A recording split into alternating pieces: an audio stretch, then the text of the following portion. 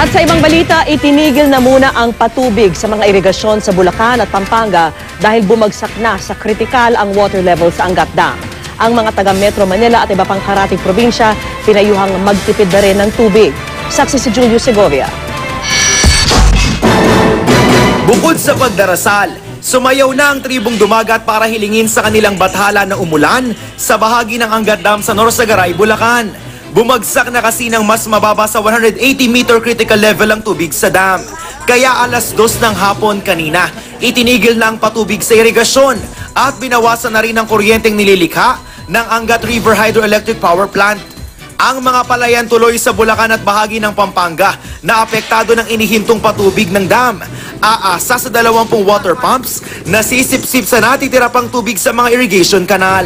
Kanya-kanya ring diskarte ang mga magsasaka para hindi matuyo ang mga bukirin.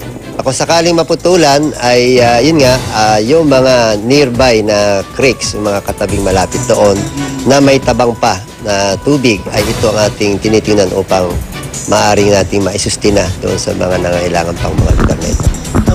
Wala pa namang planong bawasan ang supply ng tubig gripo sa Metro Manila at mga kalapit probinsya na nanggagaling sa Angat Dam bago makarating sa Lamesa Dam. Malayo pa naman daw ang antas ngayon ng Angat Dam sa inabot itong 157-meter level noong 2010, kung kailan ibinaba sa 38 cubic meter per second ang water allocation sa mga bahay kaya kinailangang magrasyon. Pero payo sa mga residente, magtipid pa rin ng tubig. We want to stretch the water from Angat, okay? Hindi naman pag sinabing pagtitipid ay inaasahan na natin ang water crisis, no? Sa May 21 papag-uusapan ng National Water Resources Board o NWRB kung magbabawas ng alokasyon ng tubig sa mga bahay. Pero sa ngayon, mananatili raw muna sa 42 cubic meter per second ang water allocation ng MWSS sa Metro Manila.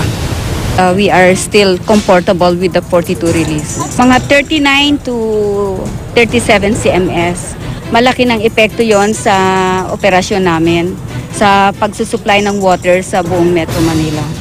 Naniniwala pa rin tayo dun sa sinasabi ng pag-asa na pagdating ng June, July ay darating yung ulan at by the time makaka-recover yung ating mga dams. Ginagawa natin yung lahat na to para at least mula ngayon hanggang dumating yung talagang tag-ulan. Ako si Julio Segovia, ang inyong saksi.